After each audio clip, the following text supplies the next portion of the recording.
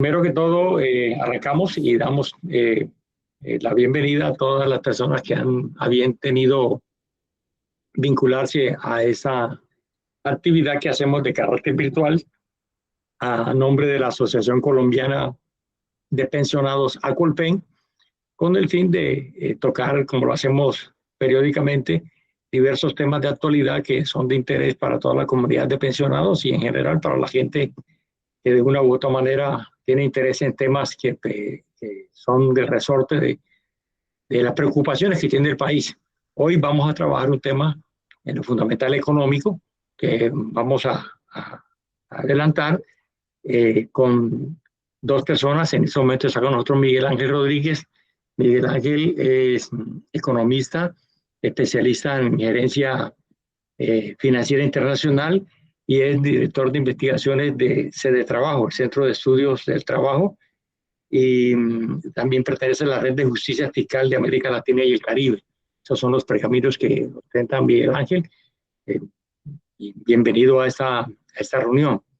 E igualmente también estará con nosotros en la medida de las posibilidades, porque hubo un inconveniente de última hora, pero está pendiente de ingresar Sara Osorio, quien es economista y magíster en educación, también perteneciente al Centro de Estudio del Trabajo, Sede de Trabajo, y miembro de la Red de Trabajo Fiscal.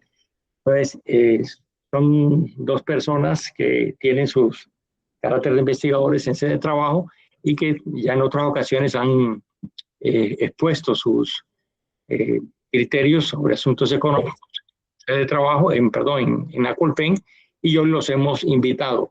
El título de la charla es Colombia ante la segunda vuelta. Recordemos que el próximo domingo 21 de junio es la segunda vuelta presidencial, y entonces ante esa segunda vuelta hay una inquietud de todo el mundo, de mucha gente, y ellos han titulado el tema Soberanía en juego y promesas sin financiación.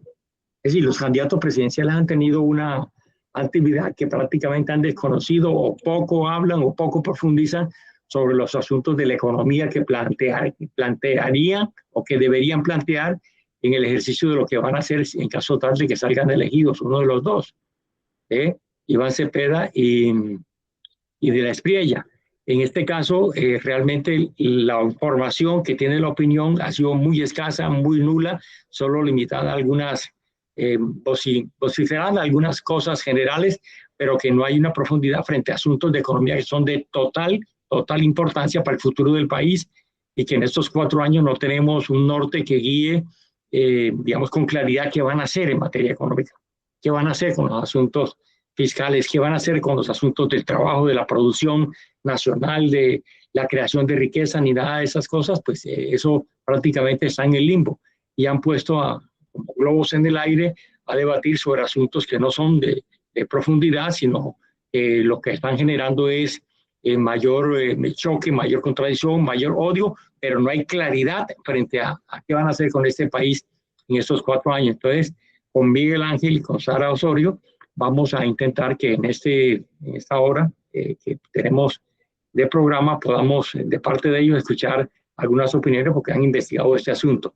Señalarle que los compañeros o compañeras que tengan alguna inquietud, la metodología que utilizamos es colocar en el chat de esta transmisión las inquietudes y preguntas, y al final las haremos para que los panelistas resuelvan esas inquietudes. Les agradecemos de antemano su presencia, y Miguel Ángel, eh, quedamos en sus manos. Adelante. Gracias, Elías. Bueno, gracias a Colpen por la invitación, nuevamente por participar en este espacio. La invitación corresponde pues a contarles un poco el análisis que hemos hecho y que da pie a la columna que hemos publicado del balance que vemos de la primera vuelta presidencial, en donde la lectura que hacemos es que Colombia, pues lo que nos muestran los últimos dos resultados electorales es que el país está supremamente polarizado. Y eso es un problema porque para desarrollar los cambios que necesitamos desarrollar en el país, en materia pues de crecimiento económico, de reducción de las desigualdades, de cierre de brechas históricas, etcétera, pues necesitamos de una política nacional consensuada, coordinada, y con un proyecto de país. Y esa es como la principal tesis que queremos desarrollar. O sea, en Colombia no se está hablando en estas elecciones de los temas fundamentales, que son qué es Colombia y qué vamos a hacer con Colombia. Esperemos que Sara nos pueda acompañar, pero les voy a ir contando un poquito como los principales elementos del el análisis que hemos hecho. Dentro de la columna, ustedes pueden, cuando si la han leído o si no la han leído, les invito a que la revisen. Yo ahorita les dejo el link. De hecho, de una vez les voy a dejar el link en el chat de esta reunión. Dentro de la columna hay unos temas que son, digamos,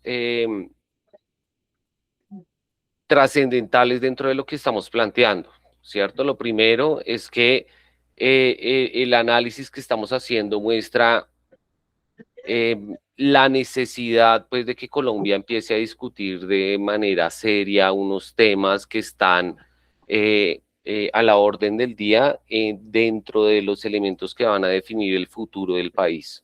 Digamos, estamos hablando de unos temas que tienen un nivel de importancia tal que son determinantes pues para el futuro de lo que se haga en Colombia y de lo que va a pasar en los próximos 4 años. Y lo que estamos planteando es primero que la campaña que se está haciendo, las campañas que se están haciendo particularmente en esta segunda vuelta o que se han hecho en este proceso electoral mejor por parte de los dos candidatos que van a segunda vuelta, pues han evitado el debate económico de fondo. ¿Cierto?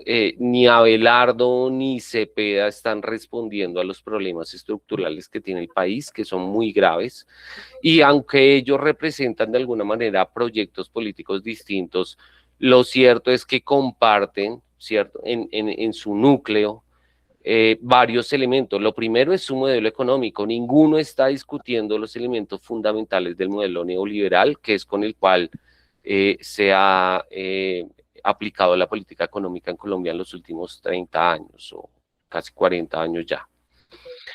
Y además de eso, pues ninguno está hablando de los debates importantes a nivel nacional e internacional que tienen que ver con la soberanía económica, con la crisis fiscal que se viene, con la política exterior, con la reconfiguración del mundo, los procesos de reindustrialización, la reorganización de las cadenas globales de suministro y de valor, y en fin, pues del desarrollo productivo, que es el núcleo de la política económica que tiene un país para poder resolver sus necesidades y desarrollar su proyecto de nación.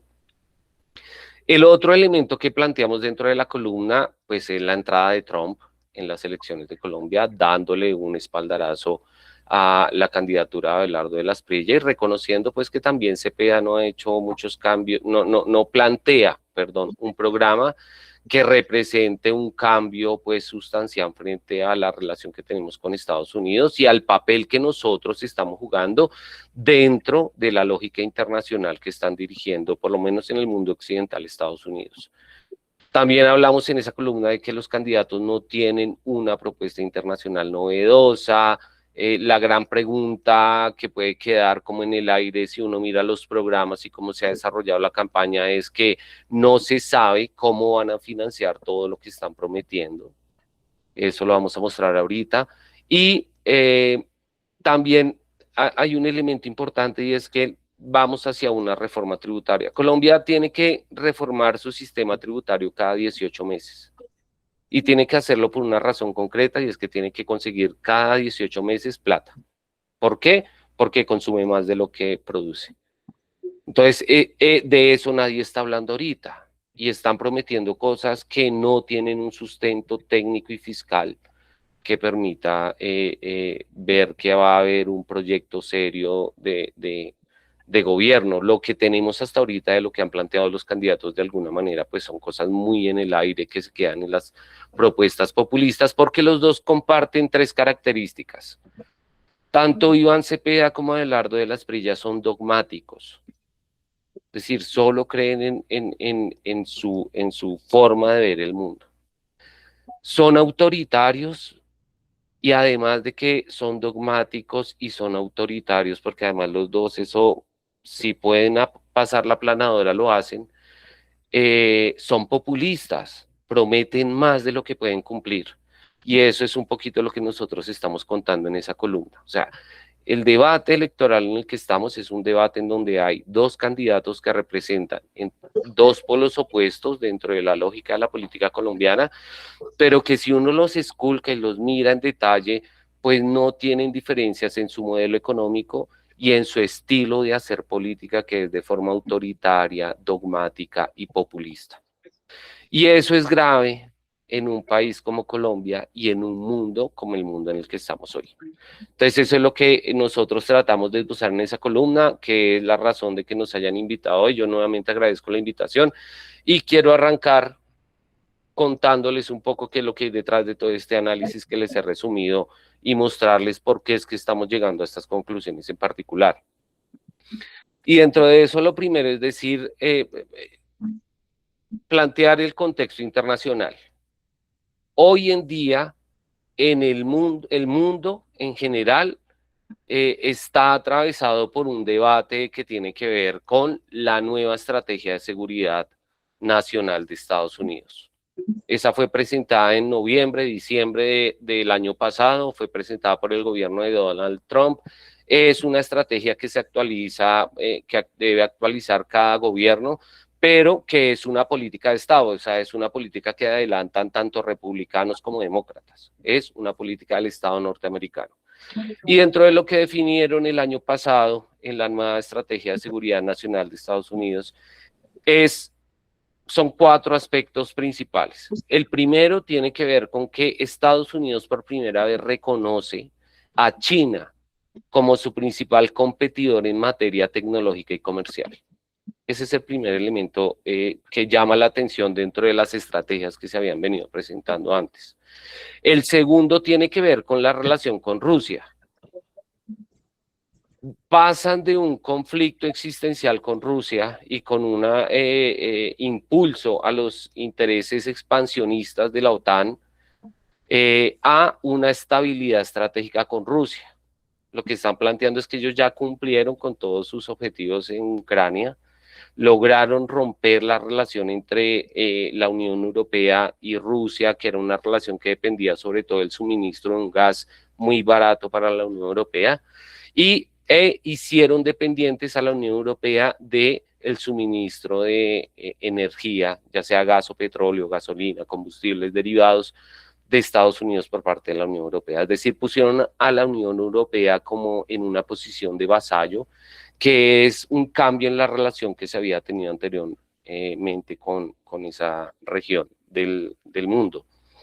Y lo otro interesante es que además de redefinir su relación con China, Rusia y la Unión Europea, lo que plantea Estados Unidos en la nueva estrategia es que para Sudamérica, o para Sudamérica no, para América, la atacada estratégica es que América va a ser quien sí, América va a ser como el patio trasero, es un poco le llaman el colorario de la doctrina Monroe, que es renovar esa política de Estados Unidos de usurpar los recursos naturales de la región sobre la base de cumplir o de garantizar pues sus intereses, que ahorita ¿qué es? Abastecerse de energía, de minerales y de tierras raras. Entonces ellos dicen, vamos a utilizar la región para 2 cosas. Lo primero, abastecernos de minerales estratégicos y de materias primas claves. Y lo segundo, frenar la entrada de potencias extranjeras en la región. Es decir, consolidar su dominio en el bloque occidental, particularmente en lo que es el continente americano. Y dentro de la estrategia plantean algo que no habían planteado anteriormente de manera tan detallada, y es que señalan que en América Latina lo que van a promover son gobiernos afines y dóciles a su estrategia nacional, que es garantizar una fuente de recursos naturales, de minerales y de tierras raras, baratas, para poder competir la China. Ese es el contexto en el que estamos. Y dentro de ese contexto se desarrolla lo que se ha desarrollado este año. A principios de año, es tan clara la política que en enero, el 3 de enero, entran a Venezuela, se llevan a Maduro, nadie en la región es capaz de reaccionar porque además la región está completamente dividida, todos los mecanismos de integración que tenemos, la CELAC, UNASUR, la CAN, la Alianza Pacífico, todos los mecanismos de integración que hay en la región e incluso la OMC, la Organización Mundial del Comercio, están ahorita estancados porque Estados Unidos está replanteando su política internacional o exterior y se la está replanteando es en una atacada y es defender su hegemonía global. ¿Qué es lo que ha venido pasando con el desarrollo del conflicto en Ucrania, el genocidio en Gaza y lo último que es la agresión sobre Irán, que la hacen Israel y Estados Unidos? Pues lo último es que Irán cerró el estrecho de Hormuz, demostró que tiene una capacidad económica y militar suficiente como para resistir una guerra prolongada. Al principio, cuando iniciaron las agresiones, se decía que Irán no podía soportar más de un mes, y lo que se vio con el conflicto es que mientras cada misil que le da a Estados Unidos, o que utiliza Estados Unidos, o que le da a Estados Unidos a Israel para defenderse, cuesta entre 1 y 4 millones de dólares, pues los drones israelíes, que son drones desarrollados con el auspicio de tecnologías de rusas y chinas y de otros países, cuestan entre 30.000 y 40.000 dólares. Entonces, en el campo de batalla militar hay unos elementos importantes y uno clave es que económicamente Irán ha logrado sopesar un poco las debilidades que puede tener en materia militar. Y lo otro es que Irán ha logrado golpear en la región la capacidad militar de Estados Unidos. Irán logró dejar inhabilitadas 16 bases militares de Estados Unidos en la región, que es un hecho importante que no se esperaban los analistas, eso lo podemos mirar, ya lo habíamos hablado en otra columna, sí se lo esperaban los analistas norteamericanos, pero que el equipo de gobierno de Estados Unidos, impulsado pues por el gobierno de Israel, no tuvieron en cuenta. La situación en la que estamos es grave. En lo último, yo les invito a seguir a Pepe Escobar, que es un analista internacional que está muy dateado sobre lo que está pasando en el tema, y la última columna que él publica cuenta qué es lo que ha pasado en estos 3 días en ese frente pues, de guerra que hay ahorita abierto en el mundo. Y es que el presidente iraní llamó al presidente de Pakistán, que es el que está jugando como un mediador importante en la negociación, para que le informaran a Estados Unidos que Irán acaba de tomar una decisión clave que tiene que ver con 3 puntos. El primero es que no va a haber más negociaciones nucleares, es decir, Irán no va a entregar uranio, que es lo que está pidiendo Estados Unidos, no va a entregar su uranio enriquecido, no va a someterse a programas de vigilancia y no va a garantizar que ese uranio que tiene no es para el desarrollo de armas, etcétera. No van a hacer un acuerdo hasta tanto no se acaben las hostilidades. Y el segundo punto tiene que ver con las hostilidades, y es que las hostilidades no son solo las hostilidades sobre Irán, sino que son las hostilidades sobre el eje de la resistencia, que incluyen el sur del Líbano, que ha estado bombardeando los últimos días Israel, en donde Alfredo Jalife, que es otro de los analistas ahí claves que hay que seguir, señala que lo que quieren hacer es balcanizar el Líbano, dividir el país en varios condados o regiones, para poder debilitar lo que es el eje de la resistencia, que es el frente que tiene Irán en la región. Entonces, dentro de eso, Irán dice, no vamos a negociar el tema nuclear y tampoco, y queremos que cesen todas las hostilidades, no solo contra Irán, sino contra el eje de la resistencia que tiene que ver con el Hezbollah en el Líbano y los hutíes y otras organizaciones que están en ese frente. Y el tercer punto tal vez es el más importante, que es el que señala Pepe Amado. Dice, si lo que le comunica el presidente iraní a el de Pakistán para que le cuenten a Estados Unidos, es que si Estados Unidos e Israel siguen con la ofensiva militar sobre Irán y el eje de la resistencia, es decir, sobre el Líbano y otras zonas estratégicas, Irán está dispuesto a detonar una bomba nuclear en su territorio para demostrar que tiene una bomba nuclear y que la va a usar. y para demostrar que puede controlar la escalada de lo que puede venir. Eso es lo que está pasando entre ayer y hoy. Y el último mensaje que de alguna manera he confirmado es ese. Irán está, ¿qué es lo que están diciendo? Que Irán no tenía la capacidad de desarrollar o de tener las bombas, etcétera, y que hay quienes están influyendo de manera fuerte son Rusia, Pakistán, China y probablemente la India. Puede haberle pasado el uranio enriquecido para hacer esas bombas. ¿Qué llama la atención de lo último que me mencionan sobre Irán? Es que han desarrollado una tecnología que les permite hacer más bombas con menos uranio. Y lo que está ya más o menos confirmado es que tienen 10 ojivas nucleares, que son la respuesta que podrían tener contra Israel. En ese contexto, que es lo último que se ha desarrollado en la última semana y media, 2 semanas, hubo unos hechos bastante importantes que no debemos perder de vista. El primero es que Trump va a visitar a Xi Jinping y va a visitarlo con 60 o más empresarios del más alto nivel, de las compañías más valorizadas de Estados Unidos, de los sectores más avanzados, tecnología, inteligencia artificial, etcétera, a hacer negocios a China. De esa visita no sale una declaración conjunta y eso es un elemento interesante, es porque 3 días después llega Putin a China, visita a Xi Jinping y los dos sacan una declaración conjunta que tiene unos elementos interesantes. El primero es que defienden el mundo basado en reglas. ¿Qué es el mundo basado en reglas? Pues que todos los países del mundo nos pongamos de acuerdo a través de un mecanismo como la ONU, que para nosotros ahorita en los últimos años, desde que se creó, puede haber tenido líos, etcétera, pero que ahorita, frente a lo que está planteando Estados Unidos, pues es fundamental porque es por lo menos tener claro cuáles son las reglas de juego para relacionarnos. Estados Unidos y Trump particularmente están tratando de romper eso. Y lo están tratando de romper por medio de muchos mecanismos, y la reacción de China y Rusia es decir, no, nosotros defendemos la Carta de la ONU, un mundo multipolar, no dominado por una sola potencia, y en donde se respete la soberanía de los países. Ese es el otro elemento importante de la declaración, entre muchos otros. ¿Qué pasa días después? Que Xi Jinping va a Corea del Norte, en medio de las tensiones que hay en Irán.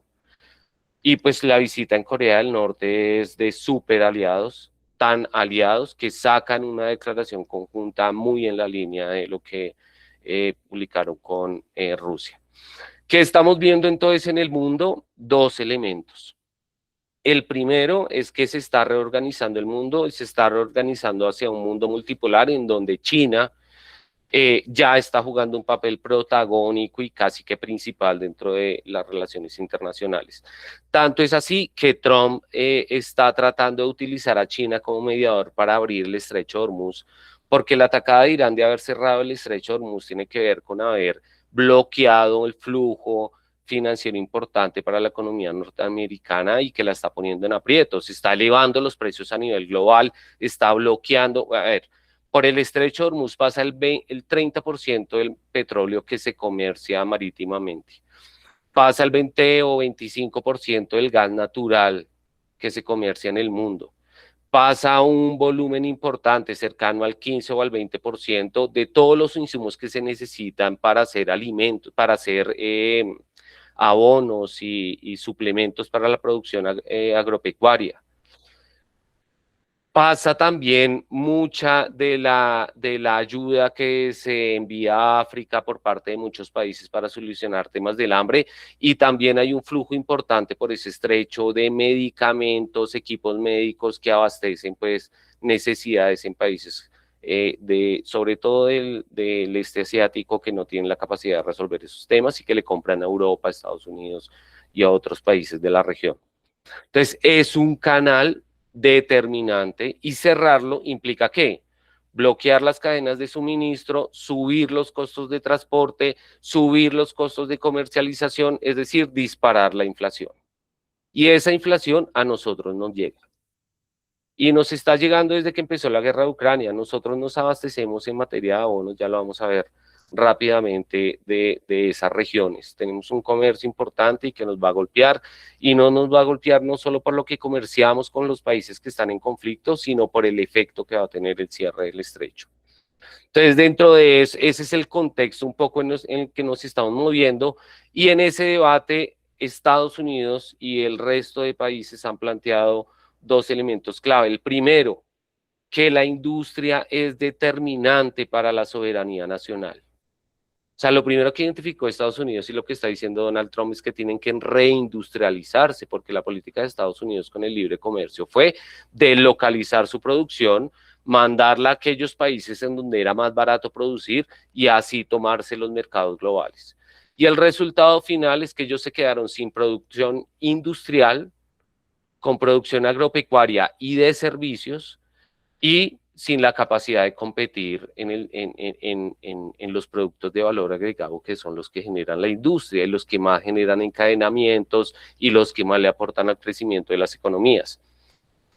Entonces, dentro de eso, tanto China en sus planes quinquenales como Rusia, como el resto de países, y sobre todo la estrategia de seguridad de Estados Unidos, que yo le invito a que la revisen, la estudien, es fácil de encontrar en Internet, plantea claramente que Estados Unidos está buscando reindustrializarse y que dentro de esa política de reindustrialización, el libre comercio es una herramienta que se usa si le sirve a sus intereses, que es contrario a lo que nos vendieron y a lo que la idea que tienen todas las élites colombianas que nos han gobernado en los últimos 30 años.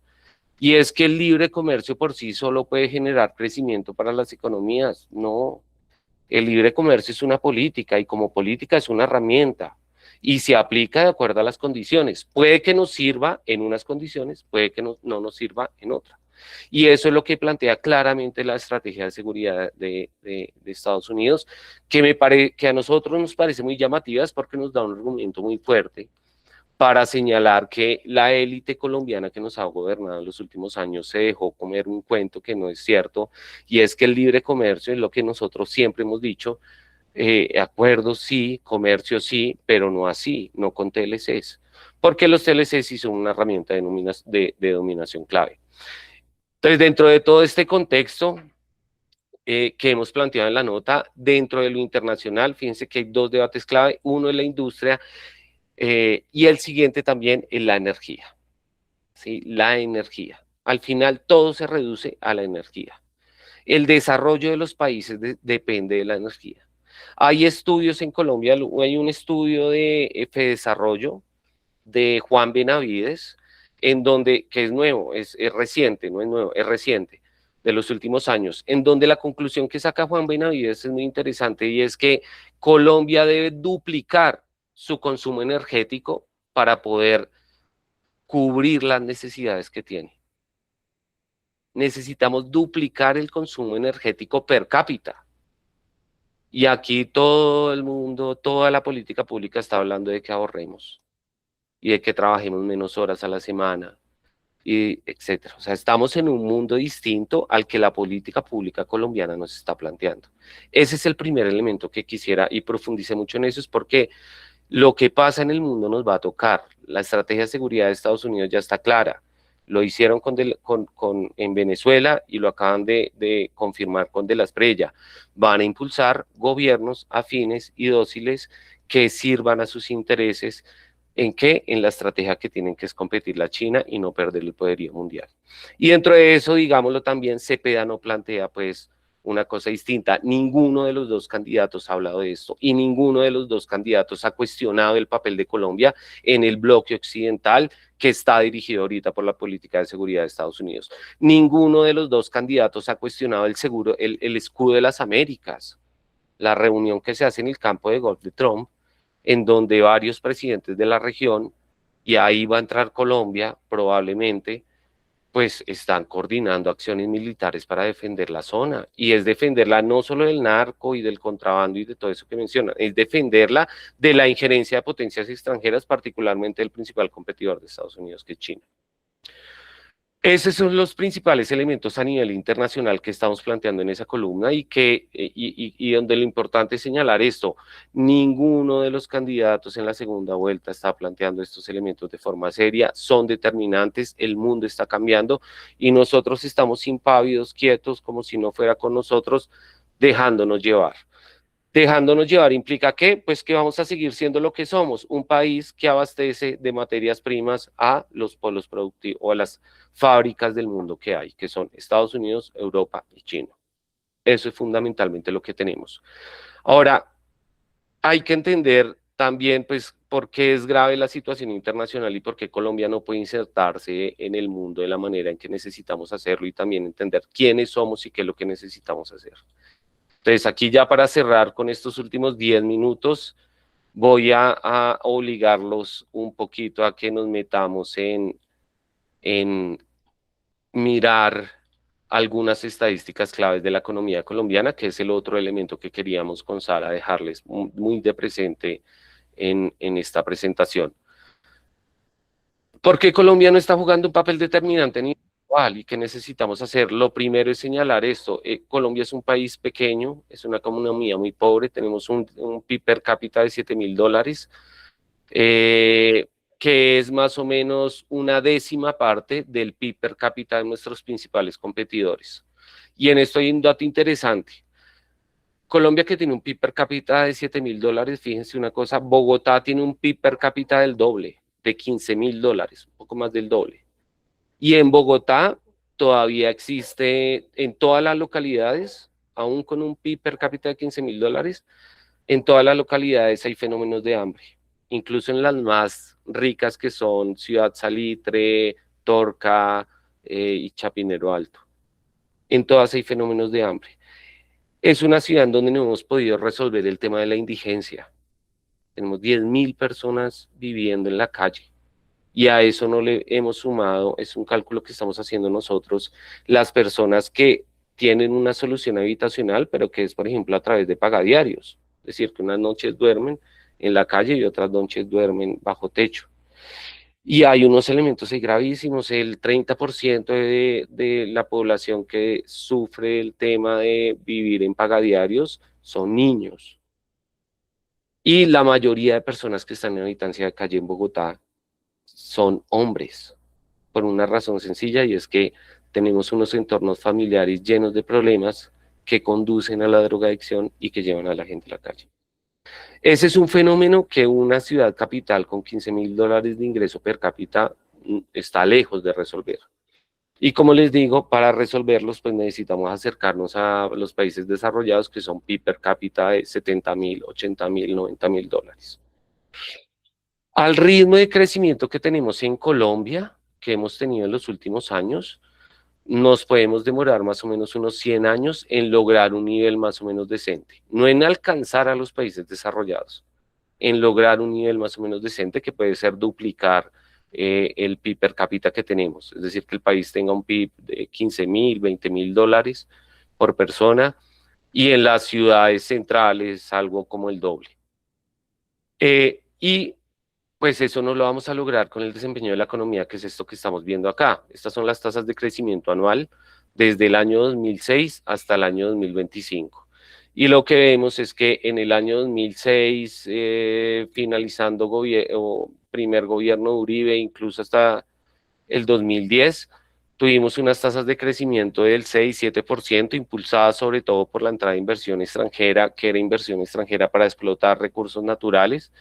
Y luego llegó la crisis de 2008, tuvimos una caída, un impacto, como les digo, Colombia, el PIB de Colombia y la economía colombiana depende de lo que pasa en el mundo, no de la política económica del gobierno. Eso no ha pasado en los últimos 30 años. Un gobierno de cambio sería un gobierno que logre modificar esto. Ya vamos a ir viendo qué es eso, va a ir acelerando un poquito. Llega la crisis de 2008, caemos, nos recuperamos hasta el 8% de crecimiento, y este crecimiento que estábamos viendo, el 6, 7, 8 durante el gobierno Uribe, etcétera, es un crecimiento que está impulsado por el comercio internacional, porque China iba a tasas del 10 y 15%, comiéndose todo el cobre, todo el carbón, todo el petróleo del mundo. ¿Para qué? Para producir, para volverse la fábrica del mundo. China se desacelera un poco, caen los precios de las materias primas y el PIB colombiano se va al piso. Crecemos en 2012, voy a colocar esto de forma anual para que lo veamos más claramente. China se desacelera en 2011, 2012 y la economía colombiana se va para el piso. ¿Qué pasa en 2012 también importante? Entra en vigencia el TLC con Estados Unidos. ¿Y qué pasa por ahí en 2013-14? Entra en vigencia el TLC con la Unión Europea. ¿Y qué pasa con el crecimiento de la economía colombiana? Que pasamos de tasas del 6, 7 a 5, 4, 5 en 2014, 2, casi 3% en 2015, 2% en 2016 y llegamos a un 1,3% en 2017. Hay una leve recuperación antes de la pandemia que es apenas normal dentro de lo que es una actividad económica de un país. Llega la pandemia, se cierran todas las fábricas, las volvemos a abrir y todo el mundo saca la mercancía que tenía guardada, hay un super crecimiento, la gente los ahorros, la plata que no gastó en la pandemia se la gasta en este periodo y se acaba la plata y ¿qué es lo que tenemos? Pues volver a la realidad del país, que es nuestro país, que es volver a las tasas de crecimiento de 0, 1,4 y 2,6% el año pasado. Esa es la economía colombiana. ¿Qué se proyecta? El año pasado crecimos al 2,6. ¿Qué se proyecta este año? Que crezcamos al 2,6, a la misma tasa. El promedio de estos últimos años es 3,5% y lo que se dice que para que se desarrolle Colombia tenemos que seguir el ejemplo de China. Tenemos que estar en tasas de crecimiento que están por encima, entre el 8 y el 16%. Así, esta economía que tenemos en Colombia es una economía que no está creciendo, o sea, que tiene un crecimiento más, un crecimiento, ahorita se me da la palabra, como orgánico, crece porque tiene que crecer, pero crece a lo mínimo que puede crecer y no crece a una velocidad que nos permita resolver los problemas que tenemos. Esa es la economía que tenemos, cómo se distribuye el PIB, en dónde se genera, etcétera. Vamos a acceder de pronto, Elías, perdóname unos 5 minuticos. La economía, Tranquilo, tranquilo, no se preocupe, Eli. aquí se genera el PIB de Colombia. El 7 de cada 100 pesos, 70 de cada 100 pesos que se generan en Colombia, se generan en sector servicios. 12 pesos de los 100 en actividades secundarias que incluyen la manufactura. 10 o 11 pesos en actividades primarias que son minería y agro y 5 pesos de cada 100 en construcción. Este es el PIB colombiano. ¿Cuál es el problema del PIB colombiano? Que la participación de la industria es muy pequeña, una industria del 12%. Nosotros teníamos antes de la apertura económica una industria que le aportaba al PIB más del 21-22% y que genera empleo. ¿Cuál es la característica de la industria? Además, que genera empleo estable, genera empleo tecnificado, desarrollo tecnológico, etcétera. La industria, eso ya está muy estudiado, tiene unas particularidades y por eso todos los países están hablando de reindustrialización. Y el debate es en el comercio de industria manufacturera y en el de materias primas para abastecer esa producción. En materias primas, el 10% de lo que exportamos es, de lo que producimos, perdón, son productos agrícolas o mineroenergéticos. Si queremos ver por dentro un poquito rápidamente qué es lo que está generando el PIB a nivel, si 7 de cada 10 pesos se generan en el sector de la industria, de servicios, ¿qué es lo que hay en servicios? Pues lo principal es las actividades inmobiliarias, las actividades de comercio que se caracterizan por ser altamente informales, ligadas a contrabando y otro tipo de actividades muy penetradas por economías ilícitas o subterráneas.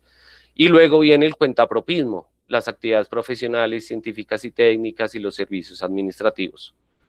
Después de las actividades inmobiliarias que son arriendos, después de las actividades inmobiliarias que son arriendos, que en arriendos hay una cosa que debemos explorar y es que las inmobiliarias abusan con la gente, ahí hay un negocio horrible de especulación. Después de eso está el comercio con una participación similar, 13% en la generación de PIB, luego el cuentapropismo y luego de eso el sector público, que este año ha sido muy importante en la generación de empleo y de impulso del Producto Interno Bruto porque estamos en año electoral, entonces se ha contratado un poco de personal para atender esa labor y para todo el proceso de politiquería que tiene que ver con el proceso electoral. Estoy terminando mi tiempo, entonces termino con la composición del PIB. Las actividades financieras y de seguros son otra de las actividades importantes, son un 8% del Producto Interno Bruto, luego viene educación, transporte. ¿En dónde encuentran ustedes aquí las actividades manufactureras?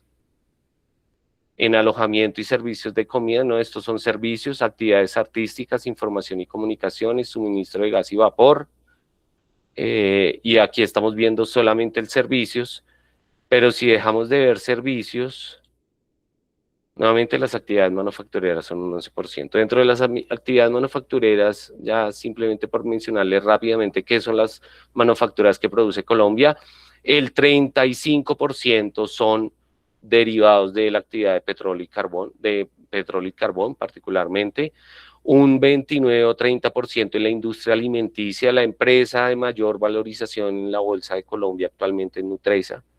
El sector de alimentos es muy importante en la industria manufacturera colombiana, lo cual muestra también que somos una industria medianamente pobre, porque es un sector pues, que es simplemente para abastecer necesidades básicas. Y luego viene la fabricación de productos metalúrgicos básicos. Bueno, acá hay un grupo grandísimo, aparatos y equipo eléctrico, todo lo que pueden ser ya manufacturas, procesamiento, construcción de maquinaria, partes, piezas, etcétera, es un 13%.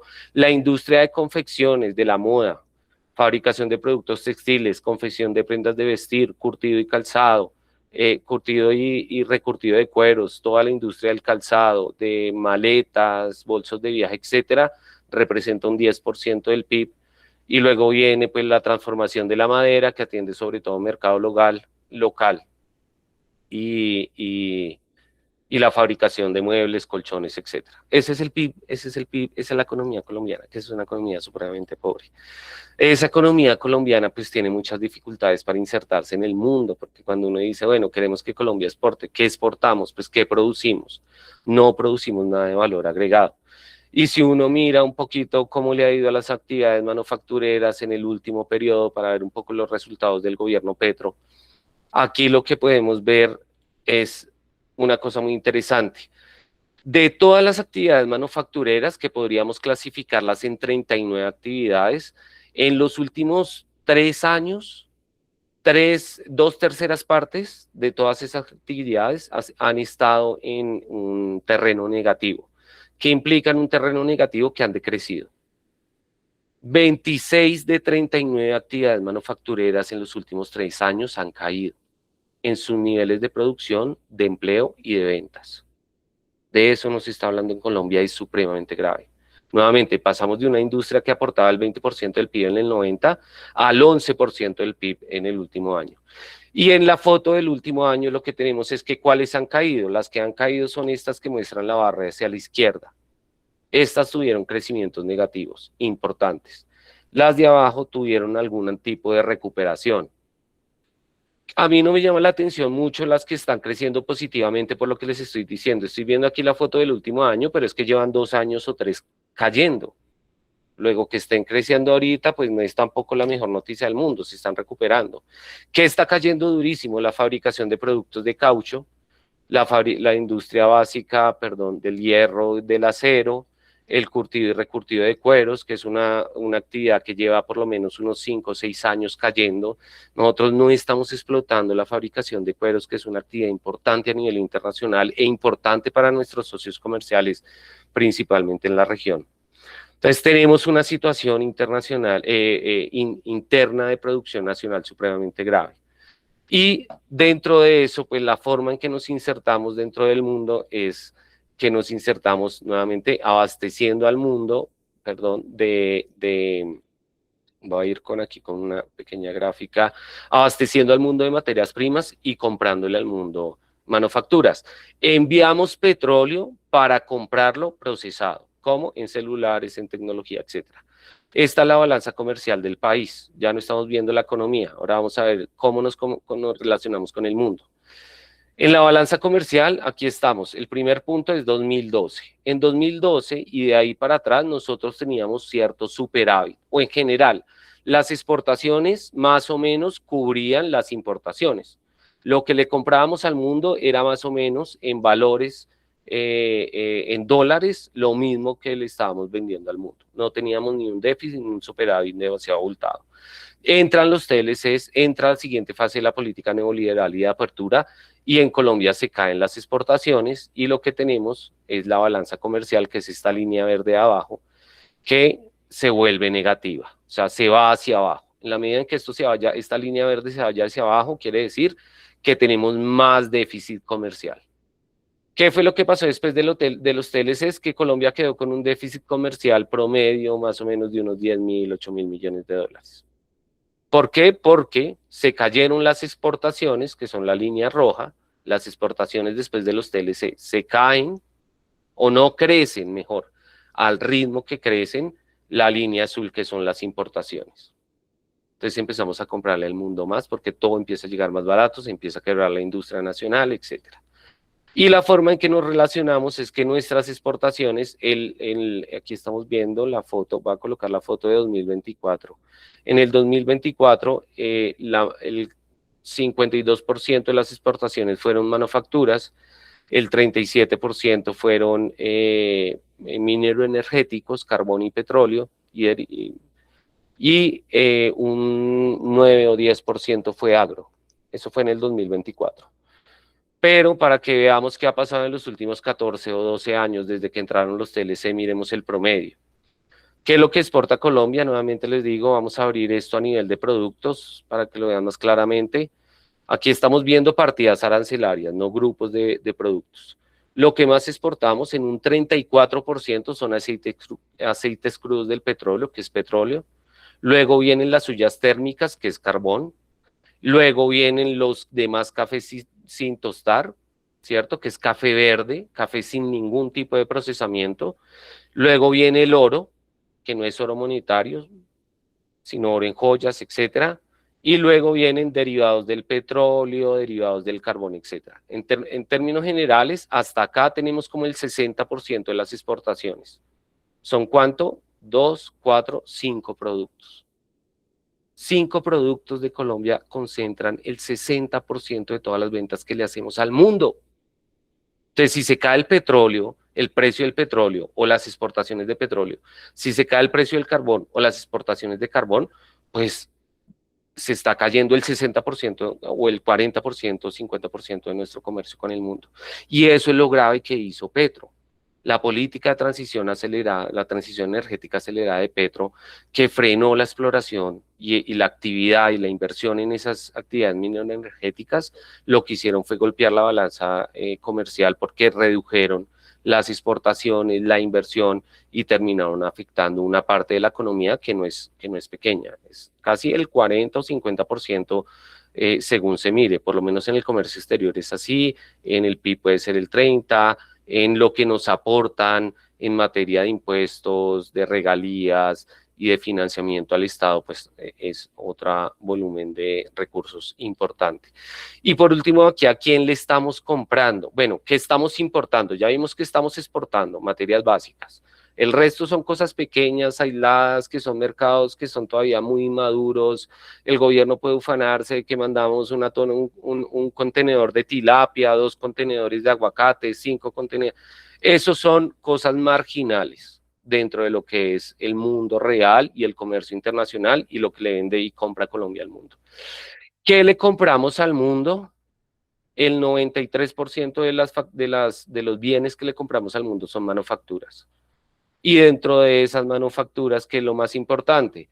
Productos químicos y sustancias químicas, fabricación de productos informáticos, electrónicos y ópticos, fabricación de productos de la refinación del petróleo. Exportamos petróleo para importar gasolina, aceites y derivados del petróleo. ¿Cómo es eso? Esa es la economía que tenemos. Fabricación de vehículos automotores, importamos todos los vehículos, eso la industria automotriz se está acabando en Colombia, maquinaria, equipo, etcétera. ¿Y a quién le estamos comprando y vendiendo en el mundo? A quien más le vendemos es a Norteamérica, y si lo miramos por países, a quien más le vendemos es a Estados Unidos. 1 de cada 4 dólares que Colombia le vende en mercancías al mundo, se los vende a Estados Unidos. Por eso aquí todo el mundo se alerta cuando se habla del TLC, de la relación con Estados Unidos, porque acá hay un grupo de empresas y de trabajadores y de economía colombiana que depende de esa relación. Eso es importante que lo tengamos en cuenta. Exportamos después de Estados Unidos, si lo vemos por regiones, después de Norteamérica, que es Estados Unidos, Canadá y México, nuestro siguiente mercado es Sudamérica.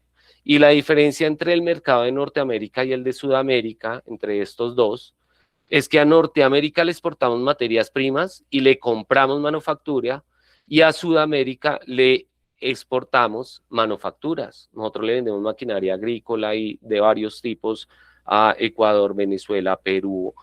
Tenemos relaciones, vendemos vehículos, por ejemplo, también abastecemos el mercado de vehículos en Ecuador, en Perú, tenemos comercio con Brasil, con Argentina y con varios países de la región.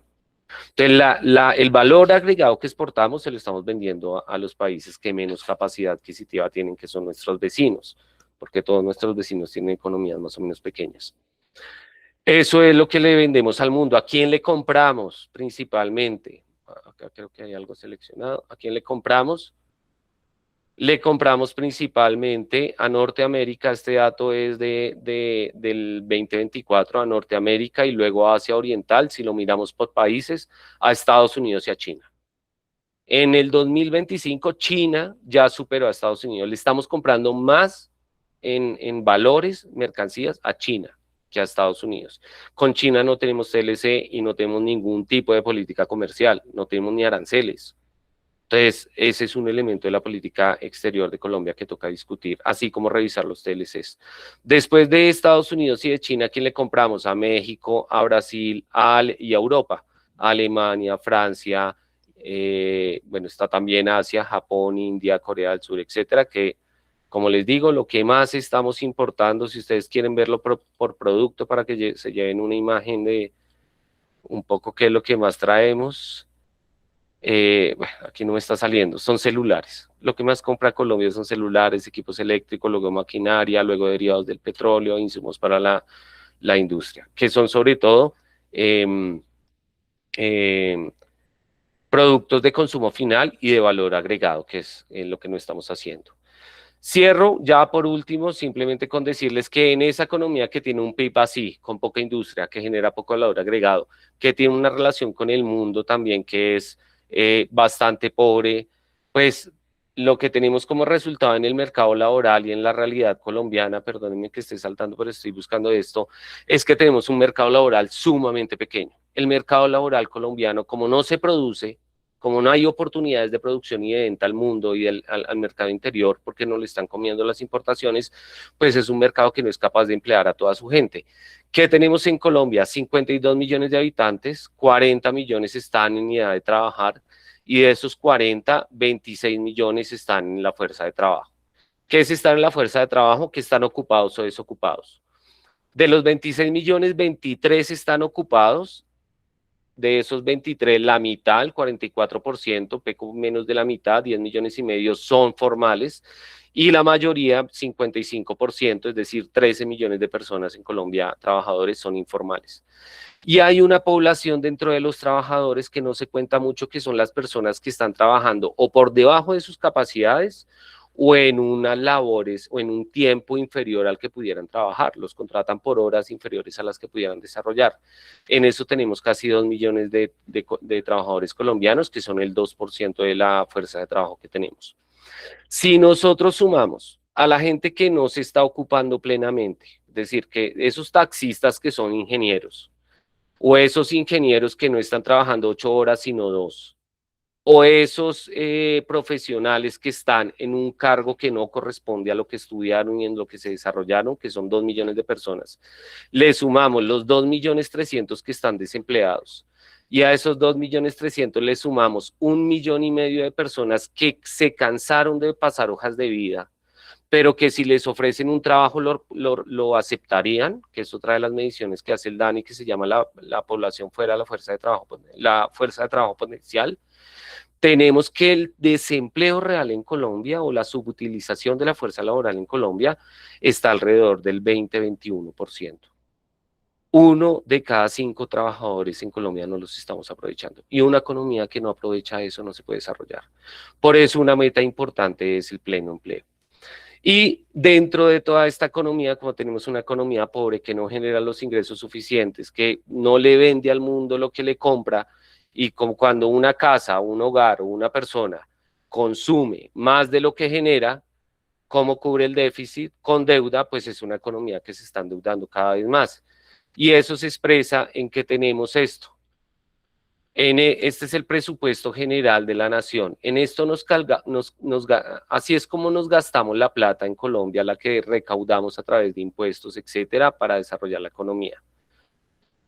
El 21% de la plata del año pasado se fue para el servicio de la deuda. Somos una economía que no genera lo que consume, se tiene que endeudar, eso está empeorando, entonces cada vez se endeuda más y ya pasamos de que no representa solo el 15, sino el 21%, uno de cada 5 pesos que necesitamos para financiar el país, lo necesitamos para pagar deuda. Luego dedicamos mucha plata a educación y al sector salud, a seguridad, defensa, ejército, policía, al Ministerio del Trabajo, los programas de ese sector, una cartera abierta que es Hacienda, que es de politiquería, pero hay una cosa que yo quiero llamar la atención sobre este cuadro, que es cómo nos estamos gastando la plata. Y es que aquí ustedes no encuentran lo determinante para desarrollar el país. Cómo estamos apoyando la industria, la ciencia, la tecnología, la innovación, cómo es que nos vamos a meter en este mundo que está cambiando. Si ustedes quieren encontrar a ciencia y tecnología, la forma más fácil es irse al final. Al penúltimo, perdón. Ciencia y tecnología, el año pasado le destinamos el 0.06% del presupuesto. Todas las recomendaciones internacionales para los países como nosotros dicen que debemos gastarnos más del 1.5% en inversión en ciencia y tecnología. Y nosotros estamos en el 0.06%. Estamos por fuera. O sea, es un país inviable con esta realidad. No hay forma de desarrollar el país si esto no se modifica. Si no modificamos las necesidades y las obligaciones presupuestales que tenemos con base en las necesidades de desarrollo que tiene el país. Y por acá, además de ciencia y tecnología, pues está deporte, recreación, cultura y el Ministerio de Comercio, Industria y Turismo. Todo eso funciona con menos plata de la que funciona el Congreso. Un país no puede desarrollarse con esta asignación presupuestal, porque estamos concentrados, y en esto Cepeda y Petro han sido muy insistentes, estamos concentrados en distribuir, y lo que no estamos hablando es que no tenemos que distribuir. Ese es el punto central del debate sobre las elecciones que nosotros quisimos dejar planteado en la columna. Y ya si queremos mirar, pues en los últimos años, cómo nos hemos gastado la plata, si lo queremos ver en lo naranja, ¿cuánto nos gastamos pagando el intereses? 20%, 22% en el último año. ¿Cuánto gastamos en inversión? Que se supone que la inversión es lo más importante porque es lo que nos permite construir el acervo económico y tecnológico para salir de esta deuda, pues menos de lo que nos gastamos pagando intereses. De ahí ya hay un problema estructural y eso es una economía más o menos inviable. O sea, las inversiones que se están haciendo son muy bajas. Y tenemos en la parte de abajo, estas barras azules de abajo, es el gasto de funcionamiento del Estado. En las elecciones actuales hay un debate de la Esprilla plantea que debemos reducir el Estado. El Estado colombiano es pequeño. Es falso que el Estado colombiano sea grande. El Estado colombiano, si uno lo puede medir, hay muchas formas de medirlo. Una es cómo se financia. Nosotros nos gastamos en el Estado el 15% del PIB.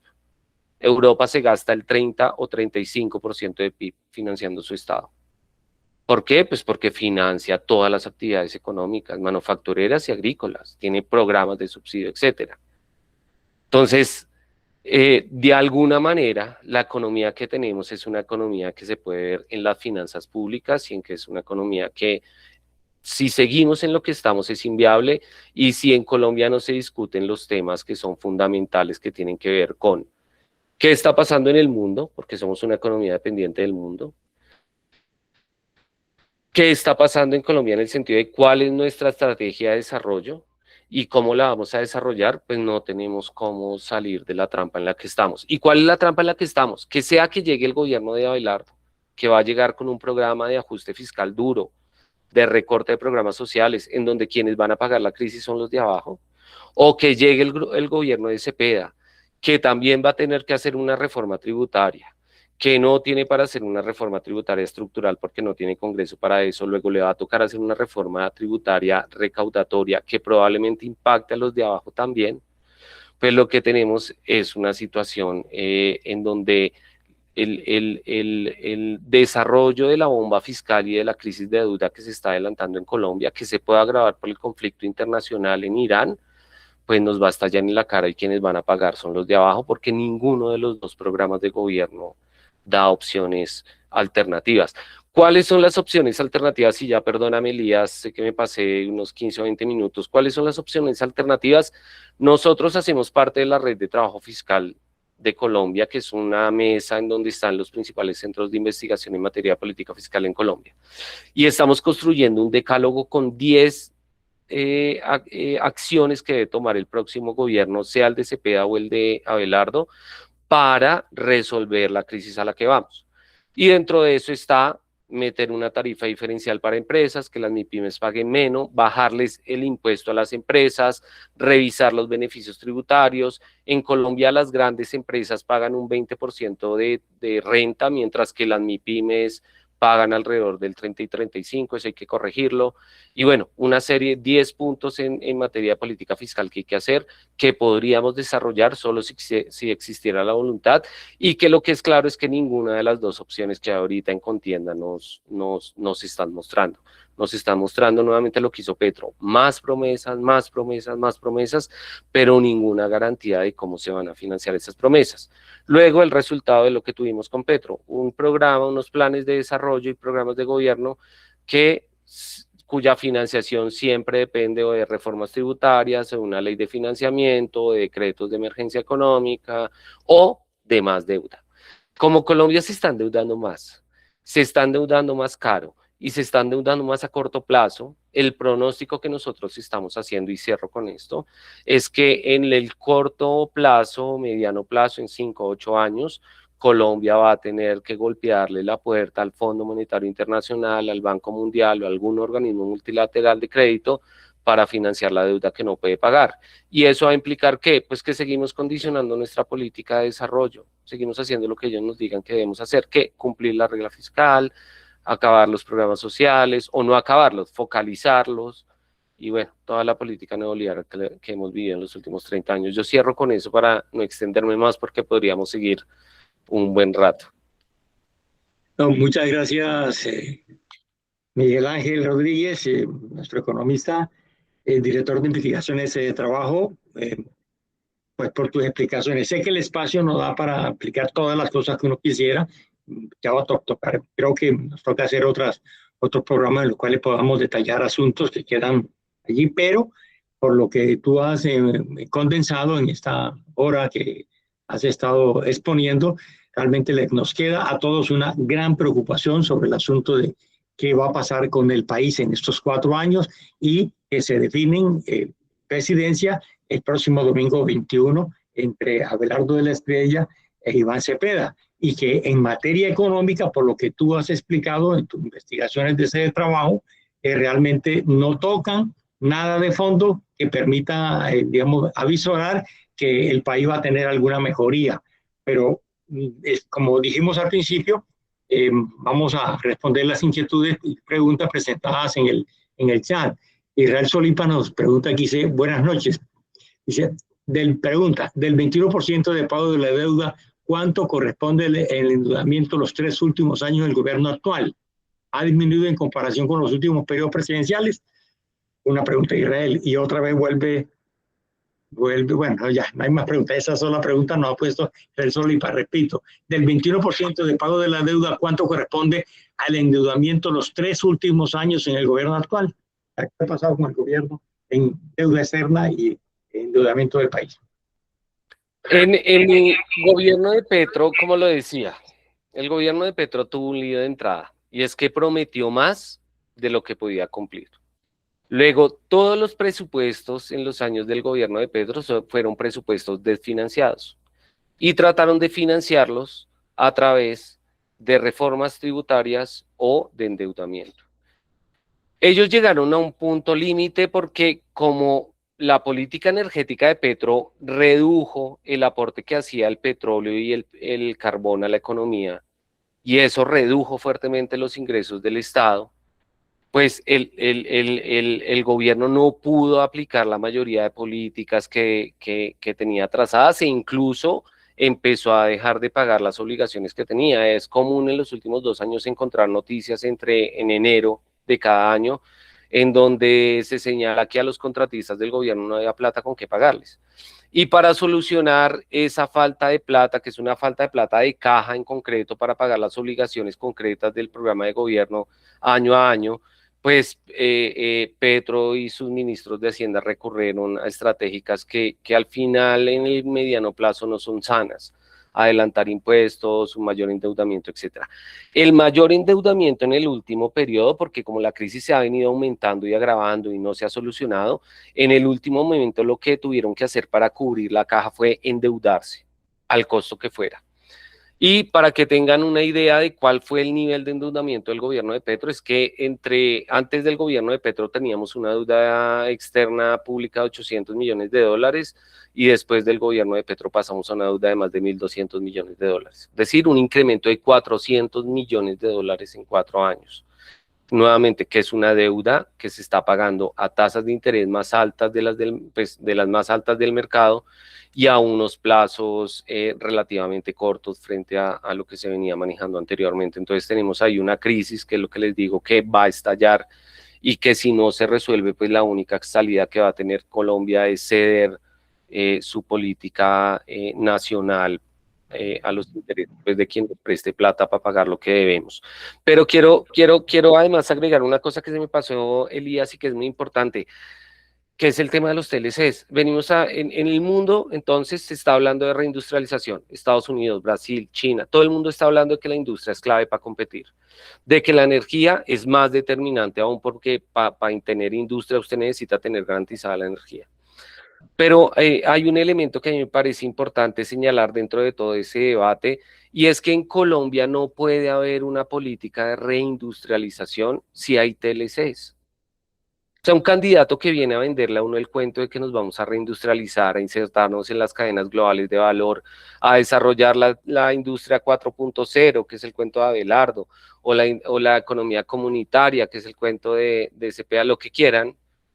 Ninguna de política productiva en Colombia puede ser exitosa si Colombia mantiene el TLC, por una razón sencilla, y no solo es en la industria, la reforma agraria, toda la política agraria que se ha desarrollado en los últimos años a propósito del acuerdo de paz, no tiene sentido con TLCs. Porque es que una cosa que están dejando claro los últimos estudios y la experiencia internacional es que el Estado debe ser un actor supremamente importante dentro de la economía. Debe ser un regulador de los mercados. Y también debe ser un inversor dentro de los mercados. Toda la industria de alta tecnología, todo el desarrollo gringo, europeo y estadounidense se ha hecho sobre la base de que los estados han metido unos contingentes de plata enormes y los han puesto incluso sobre la base de incertidumbre, clásica a pérdida en el corto plazo, porque en el largo plazo, pues ellos están en la cabeza de la pelea de quienes mandan en el mundo.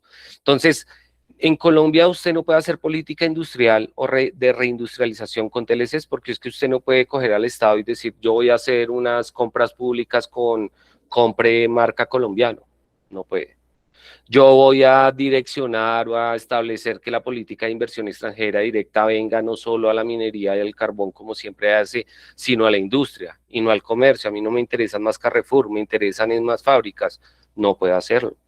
Yo voy a privilegiar un inversionista extranjero que me está dando unas condiciones muy interesantes para que me ayude a desarrollar el metro, el tren, el puerto. No puede hacerlo porque tiene que dar trato nacional, tiene que darle las mismas condiciones a los inversionistas gringos que a los que le da el resto del mundo o a los europeos. Entonces usted un país no puede tener política de desarrollo con TLCs, no puede haber. Todos pueden tener muy buenas intenciones, ideas, pero hay un punto del que nadie está hablando, que es el tema del Tratado de Libre Comercio, y que además en el movimiento social con lo de Petro en los últimos 4 años parece que hubiera quedado de lado, porque lo que hizo Petro fue hablar de que lo iba a cambiar, de que lo iba a renegociar, luego de que lo iba a revisar. Y luego lo que terminó pasando fue que sacaron una carta interpretativa que confirma todo lo del TLC en un momento en el que Estados Unidos decide violarlo porque nos pone aranceles. Entonces, mientras todo el mundo se está discutiendo ¿qué papel están jugando actualmente los TLCs en un mundo en que todos los países están recurriendo a políticas proteccionistas, a aranceles y al desarrollo de la industria y a la garantía de la soberanía energética? ¿Por qué nosotros seguimos casados con eso?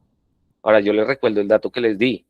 1 de cada 4 dólares que se generan por exportaciones en Colombia se generan en el mercado gringo. Entonces el TLC es importante y debemos ser inteligentes al momento de saber qué hacer con eso, cómo renegociarlo. No es simplemente renegociar por renegociar, etcétera. Hay un montón de cosas que revisar. Y la conclusión sin saltar esta, o sea, los problemas son graves y ninguno de los candidatos actualmente nos está proponiendo, nos da salidas a lo que viene, y lo que debemos entender es que el trabajo que debemos desarrollar es por explicar esto y por conformar pues un bloque de gente, más de este millón que vimos en las elecciones, que entienda un poquito que la salida no es la polarización y los extremos, sino un acuerdo nacional por un proyecto nacional de entender, de preguntarnos y de respondernos qué es lo que queremos, qué papel queremos jugar en el mundo. Listo. Gracias, Miguel Ángel, por ese remate. Realmente aquí lo que se muestra la esencia es la irresponsabilidad de los anteriores y del actual gobierno y de los candidatos actuales, los dos que van a dirimirse. ¿Quién es el presidente el próximo 21 de junio? Frente al país, a la economía, al aspecto central que es la economía de la nación. Y realmente pues quedan una serie de inquietudes. La invitación es a que nuestros compañeros afiliados de Acolpen y a quienes estuvieron acompañándonos aquí, más de 40 personas, sigamos indagando y sigamos mirando todos estos temas de la economía, que son, digo, un poco difícil, pero supremamente interesante en la medida en que podamos asimilarlos. Y finalizo con una nota que pone la compañera Lilia Abella, que es prácticamente resumen de esta reunión. Dice: gracias por tremenda conferencia sobre situación del país de cara a dos propuestas que de fondo mantienen y se soportan sobre bases neoliberales. Entonces, muchas gracias, Miguel Ángel, gracias. Un saludo a Lilia. Y a todos, gracias por acompañarnos dentro de 15 días. Estaremos... Muchas gracias, igualmente. Un abrazo, gracias, hasta luego. Muy amable. Muchas gracias. A todos. Una feliz noche para todos y para todos. Gracias por la excelente conferencia. Sí, señor.